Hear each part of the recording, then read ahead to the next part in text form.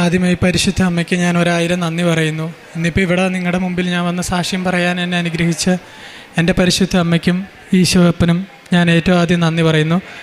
എൻ്റെ പേര് അമൽ സജി. ഞാൻ കോതമംഗല രൂപതയിലെ നാഗപ്പുഴ ഇടവക അംഗമാണ്. ഞാനിന്നിപ്പോൾ ഇവിടെ വന്ന് നിൽക്കാൻ കാരണം സത്യം പറഞ്ഞു കഴിഞ്ഞാൽ എനിക്ക് പരിശുദ്ധ അമ്മ കുറേ അനുഗ്രഹങ്ങൾ വാരിക്കോരി തന്നിട്ടുണ്ട്. അതിലേറ്റവും ആദ്യമായിട്ടുള്ളത്, ഞാൻ ഫിസിയോതെറാപ്പി ആണ് പഠിച്ചുകൊണ്ടിരിക്കുന്നത്. എനിക്ക് ഫസ്റ്റ് ഇയർ 2 സബ്ജക്റ്റ് ഞാൻ ഫെയിലായിട്ടുണ്ടായിരുന്നു. സെക്കൻഡ് ഇയർ തേർഡ് ഇയർ ഒക്കെ ഓൾറെഡി ക്ലിയർ ആയിരുന്നു. ഈ 2 സബ്ജക്റ്റ് സത്യം പറഞ്ഞു കഴിഞ്ഞാൽ എനിക്ക് തോന്നുന്നത് ഞങ്ങളുടെ യൂണിവേഴ്സിറ്റിയുടെ ചരിത്രത്തിൽ ഞാൻ മാത്രമാണ് ഇങ്ങനെ എഴുതിക്കൊണ്ടിരുന്നതെന്ന്. 6-7 തവണ ഞാൻ എഴുതി. എന്ത് ചെയ്ത് കഴിഞ്ഞാൽ ആ 2 സബ്ജക്റ്റ് മാത്രം ഞാൻ പാസ്സാകുന്നില്ലായിരുന്നു. സെക്കൻഡ് ഇയർ തേർഡ് ഇയർ ഒക്കെ ഓൾറെഡി ഒറ്റ അറ്റംപ്റ്റിൽ തന്നെ പാസ്സായി പോയി. ഫോർത്ത് ഇയറിലേക്ക് കയറണം എന്നുണ്ടെങ്കിൽ ഈ 2 സബ്ജക്റ്റോടെ ക്ലിയർ ചെയ്യണമായിരുന്നു. ഞാൻ കുറേ രീതിയിൽ നല്ല രീതിയിൽ പഠിച്ചു നോക്കി, കുറേ പള്ളിയിൽ പോയി പ്രാർത്ഥിച്ചു നോക്കി. എന്ത് ചെയ്തിട്ട് ഈ 2 സബ്ജക്റ്റ് മാത്രം പാസ്സാകുന്നില്ലായിരുന്നു. ആ സമയത്തായിരുന്നു എൻ്റെ കൂട്ടുകാരൻ ബേസിൽ ബേബി എന്ന് പറയുന്ന എൻ്റെ കൂട്ടുകാരൻ കൃപാസനത്തിൽ വരികയും ഉടമ്പടി എടുക്കുകയും അവൻ എല്ലാ വിഷയവും ക്ലിയർ ചെയ്യുകയും ചെയ്ത്. സത്യം പറഞ്ഞാൽ അവൻ എൻ്റെ അടുത്ത് പറഞ്ഞപ്പോൾ പോലും ഞാൻ വിശ്വസിച്ചിട്ടില്ല. കാരണം എൻ്റെ അമ്മ 2023 മുതൽ ഉടമ്പടി എടുത്തുകൊണ്ടിരിക്കുന്നതായിരുന്നു. ആ സമയത്ത് എനിക്ക് വലിയ വിശ്വാസം കാര്യങ്ങളില്ലായിരുന്നു. അവൻ എന്നെ കുറേ നിർബന്ധിച്ചു. ആ ഒരു നിർബന്ധത്തിൻ്റെ പേരിൽ ചുമ്മാ ഒന്ന് ഇവിടെ വന്നേക്കാമെന്ന് വിചാരിച്ച് ഞാൻ സത്യം പറഞ്ഞാൽ വന്ന് വേണ്ടാക്കിയാണ് ഞാൻ ഉടമ്പടി ക്ലാസ് കാര്യങ്ങളൊക്കെ അറ്റൻഡ് ചെയ്തത്, കാര്യങ്ങളും ചെയ്തത്. ഇവിടെ വന്ന് ഫസ്റ്റ് ജോസഫ് അച്ഛനെ കാണാൻ നേരത്തെ ഹോൾ ടിക്കറ്റൊക്കെ ആയിട്ട് നിൽക്കുമായിരുന്നു. അപ്പോൾ ഞാൻ അച്ഛൻ്റെ അടുത്ത് പറഞ്ഞു, അച്ഛാ 6-7 തവണ എഴുതിയിട്ടും ജയിച്ചില്ല, ഇപ്പം എനിക്കറിയത്തില്ല എങ്ങനെയാണെന്നുള്ളത്. അച്ഛൻ എൻ്റെ കൈക്കോട്ട് ഒരൊറ്റ അടി തന്നിട്ട് പോട, ആ ഒരു രീതിയിൽ എന്നെ പറഞ്ഞങ്ങ് വിട്ടു. എനിക്ക് സത്യം പറഞ്ഞു കഴിഞ്ഞാൽ വിഷമമായിപ്പോയി. കാരണം ഒരച്ഛൻ ഇങ്ങനെയൊക്കെ തട്ടിയിട്ട് ഇങ്ങനെ പൊക്കോ ആ ഒരു രീതി പറഞ്ഞപ്പോൾ ഞാൻ അമ്മയുടെ അടുത്തൊക്കെ ദേഷ്യപ്പെട്ടു. അങ്ങനെയാണോ ബിഹേവ് ചെയ്യുന്നത്, അങ്ങനെ എങ്ങനെയാണെന്നൊക്കെ ചോദിച്ച് ഞാൻ കോളേജിലേക്ക് പോയി. ഞാൻ എഴുതിയതിൽ വെച്ച്, ഞാൻ ഈ 6-7 തവണ എഴുതിയതിൽ വെച്ച് ഞാൻ കണ്ടതിൽ ഏറ്റവും ടഫ് പേപ്പറായിരുന്നു. കാരണം 10 മാർക്കിൻ്റെ ക്വസ്റ്റ്യനൊക്കെ ഒരെണ്ണം പോലെ ഞാൻ 10 ഇയർ ആയിട്ടുള്ള ക്വസ്റ്റ്യൻ പേപ്പർ റെഫർ ചെയ്യുക. ഏകദേശം 125 ക്വസ്റ്റ്യൻസ് 2 മാർക്കിൻ്റെ തന്നെ ഞാൻ പഠിച്ചിട്ടുണ്ടായിരുന്നു. എല്ലാ വർഷവും അതിലൊരു 6-7 എണ്ണം വരുന്ന പേപ്പറുകളാണ് ഇങ്ങോട്ടേക്കുള്ളൂ. ഒരെണ്ണം പോലും അതിൽ വന്നിട്ടില്ലായിരുന്നു. ഞാൻ എന്താ എഴുതിയതെന്ന് പോലും എനിക്കറിയില്ലായിരുന്നു. ഞാൻ 100% ഞാൻ ഉറപ്പിച്ചായിരുന്നു ഞാൻ ഫെയിലാകുമെന്ന്. ഞാൻ അമ്മേനെയൊക്കെ വിളിച്ചും പറഞ്ഞു വലിയ പ്രതീക്ഷയൊന്നും വേണ്ട, മിക്കവാറും പൊട്ടും കാര്യങ്ങളെന്ന്. പക്ഷേ ഞാൻ പ്രാർത്ഥന കറക്റ്റായിട്ട് തന്നെ രാവിലെ 5:30 എണീക്കും, പ്രഭാത പ്രാർത്ഥന ചെല്ലും, വൈകിട്ട് 7:30 സന്ധ്യാപ്രാർത്ഥന ചെല്ലും. പ്രാർത്ഥന മാത്രം ഞാൻ മുടക്കാണ്ട് ചൊല്ലിക്കൊണ്ടിരുന്നു. അതേപോലെ മാതാവിൻ്റെ അടുത്ത് എപ്പോഴേക്കും എനിക്കൊരു, ഞാൻ ഒറ്റയ്ക്ക് ഇരിക്കുന്ന സമയത്ത് എനിക്കിങ്ങനെ ആരാണ്ട് എൻ്റെ കൂടെ ഉള്ള കണക്കും എനിക്ക് തോന്നിയായിരുന്നു. അതേപോലെ തന്നെ ഇവിടെ ഞാൻ 2025 ജൂലൈ 30-ാം തീയതിയാണ് ഞാൻ ഫസ്റ്റ് വന്ന് ഇവിടെ ഉടമ്പടി എടുക്കുന്നത്. ഉടമ്പടി എടുത്ത സമയത്ത് എനിക്ക് സത്യം പറയാം, ഇവിടെ നിന്നൊരു മുല്ലപ്പൂവിൻ്റെ കണക്ക് ഒരു സ്മെല്ല് കാര്യങ്ങൾ എനിക്ക് തോന്നിയായിരുന്നു. പക്ഷെ ഞാൻ അപ്പോഴും ഓർത്ത എൻ്റെ മനസ്സിൽ കുറേ അവിശ്വാസം കാര്യങ്ങളുണ്ടല്ലോ. അപ്പോൾ ഞാൻ അപ്പോഴും ഓർത്ത് ഇവിടെ എന്തെങ്കിലും സ്പ്രേ അങ്ങനെ എന്തെങ്കിലുമൊക്കെ വെച്ചേക്കുന്നതായിരിക്കും, അല്ലെങ്കിൽ മുല്ലപ്പൂവിൻ്റെ ആയിരിക്കും. ഞാൻ അങ്ങനെ വിചാരിച്ചു. ഞാൻ വലിയ കാര്യമായിട്ട് ജസ്റ്റ് വീട്ടിലൊന്ന് പറഞ്ഞ് പോയി. ഞാൻ അന്ന് തന്നെ ഇവിടെ നിന്ന് ഉടമ്പടി ആദ്യം എടുത്ത് വീട്ടിൽ ചെന്ന് പ്രഭാത പ്രാർത്ഥന ചെല്ലണ സമയത്ത് രാവിലെ തിരി കത്തിച്ചപ്പോൾ എനിക്ക് ഈ സുഗന്ധദ്രവ്യം ആ റൂം ഫുൾ എനിക്ക് നിറഞ്ഞു കിട്ടി. അപ്പോഴേ എന്നോട് വല്യമ്മച്ചിയൊക്കെ പറഞ്ഞു, മാതാവ് നിൻ്റെ കൂടെ ഉണ്ടെന്ന് പറഞ്ഞു. ആ ഒരു വിശ്വാസത്തിൽ കാര്യങ്ങൾ പോയി. ഫസ്റ്റ് ഇയറിൻ്റെ റിസൾട്ട് കാര്യങ്ങൾ വന്നു. ഞാൻ തോക്കുമെന്ന് പ്രതീക്ഷിച്ചിരുന്ന സാധനമാണ്. മാതാവ് എന്നെ പാസ്സാക്കി തന്നു. അപ്പം മുതൽ എനിക്കൊരു വിശ്വാസം കാര്യങ്ങളൊക്കെ എൻ്റെ മനസ്സിൽ വന്നു. ഞാൻ 2ാമത് ഇവിടെ വന്നു, ഉടമ്പടി കാര്യങ്ങൾ പുതുക്കി. എൻ്റെ 4th ഇയർ എക്സാം കാര്യങ്ങൾക്ക് പോയി.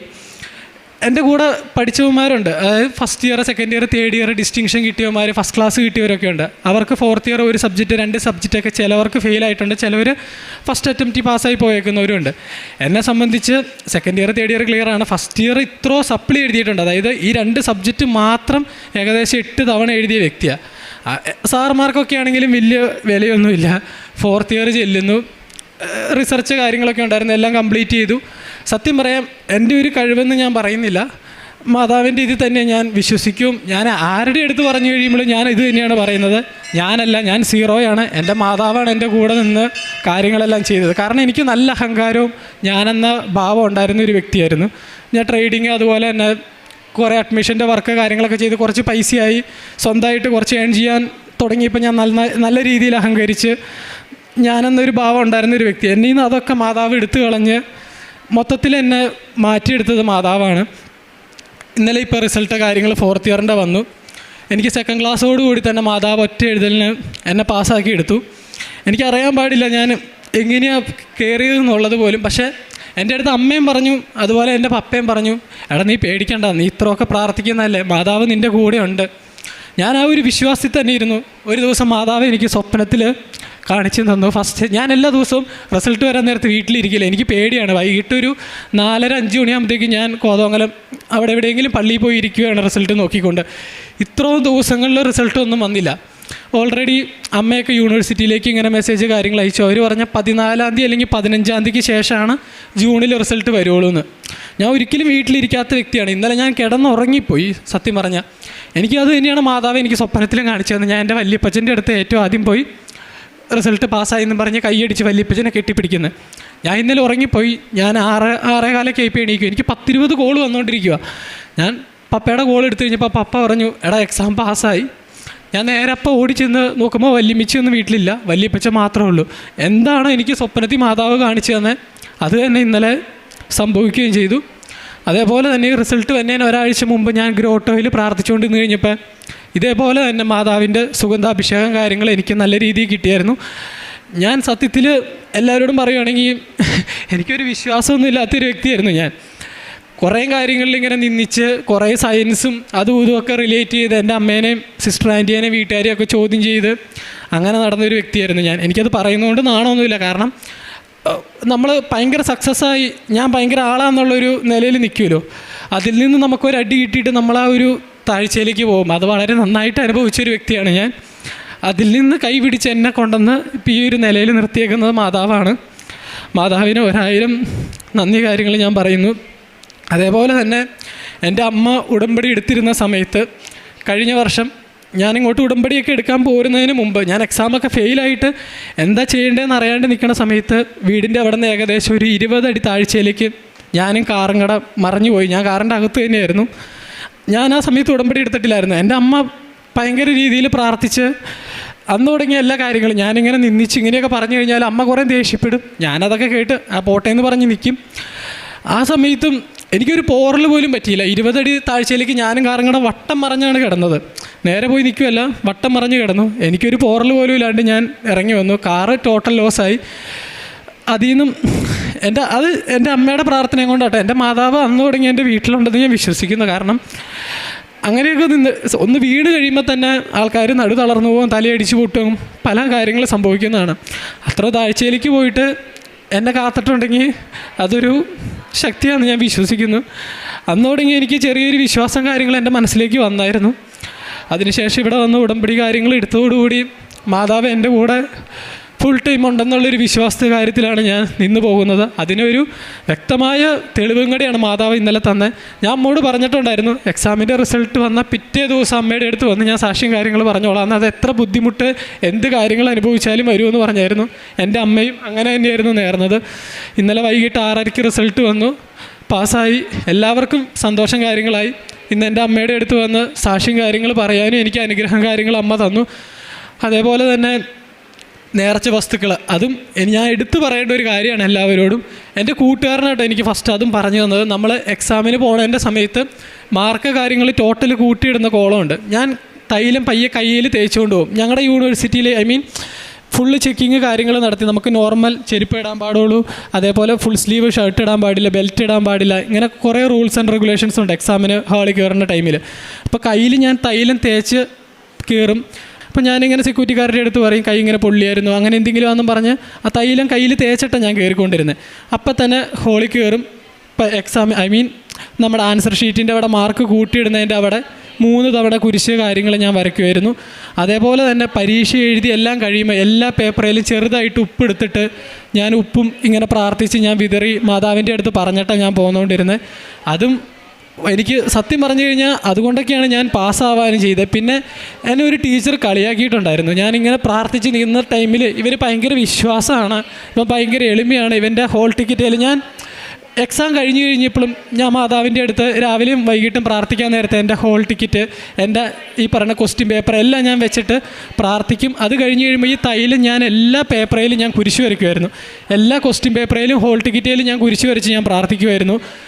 ആ ടൈമിൽ പ്രാക്ടിക്കലിൻ്റെ സമയത്ത് എക്സാമൊക്കെ കഴിഞ്ഞ് കുറേ ദിവസം കഴിഞ്ഞിട്ടാണ് പ്രാക്ടിക്കൽ കാര്യങ്ങൾ വന്നത്. ആ ടൈമിൽ ഒരു ടീച്ചർ എൻ്റെ അടുത്ത് ഇങ്ങനെ ചോദിച്ചു, നിനക്ക് എന്താ ഇത്ര വിശ്വാസം കാര്യങ്ങൾ. ഞാൻ പറഞ്ഞു, ഞാൻ പ്രാർത്ഥിക്കുന്ന ടൈമിൽ എൻ്റെ കയ്യിൽ നിന്ന് ഓയിൽ ജസ്റ്റ് ഒന്ന് ഫാളായി പോയതാന്ന് പറഞ്ഞു.